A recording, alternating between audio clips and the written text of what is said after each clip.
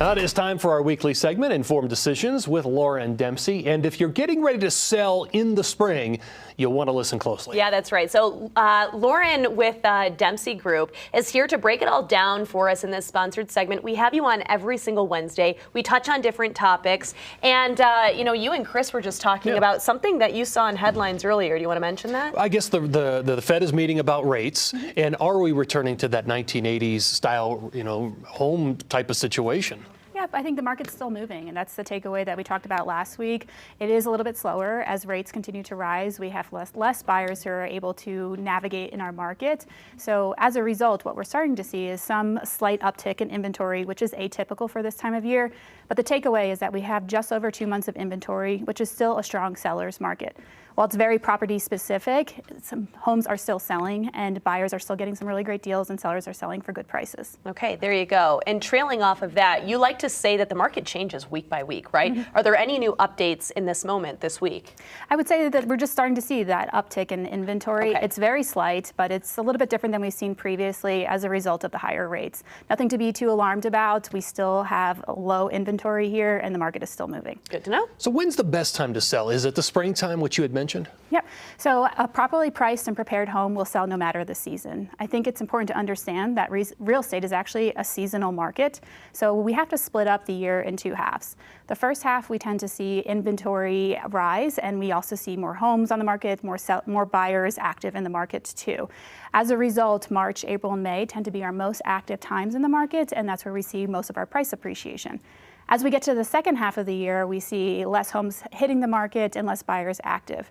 The reason being is that most sellers want to sell by the spring so they can be settled by the summer so their kids can get into school. And that's the driver. Exactly. And buyers often their leases are ending in spring or summer too, so they need to get in a home then. The important thing is to understand is that even though prices will go up in the first half of the year, sometimes we'll see a slight depreciation in prices in the second half because of lower demand and less inventory. Oh. But year over year, when we get to the December 31st, prices are still positive and we've seen a gain from the previous year. So if we do want to sell our house in the spring, maybe our viewers out there, what do we have to do to prepare right now? Yep. There's a lot to be done, right?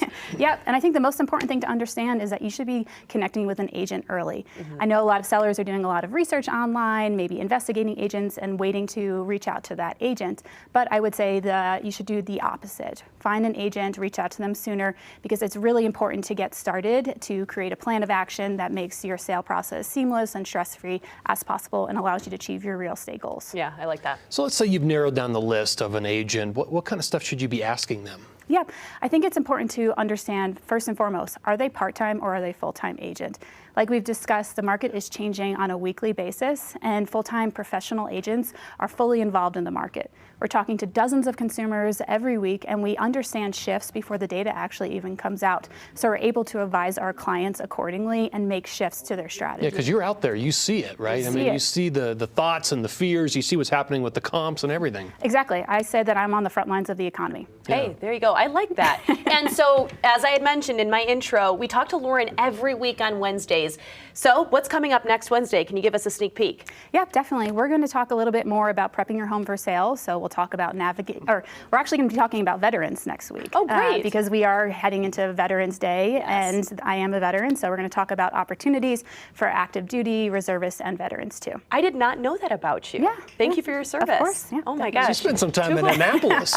Yes. All right. Naval Academy grad. Amazing. Amazing, That's Lauryn. awesome. Thanks for coming in and sharing your thoughts and insights. It's really important to us right here on Great Day. So more information right here. To navigate Denver successfully, our market, it's rapidly changing. As Lauryn had mentioned, just give her a call. That number is on your screen right there, 720-500-1367. You can also email her, and we're going to see her again next Wednesday on Informed Decisions with Lauryn Dempsey to talk about more things as our market continues to change.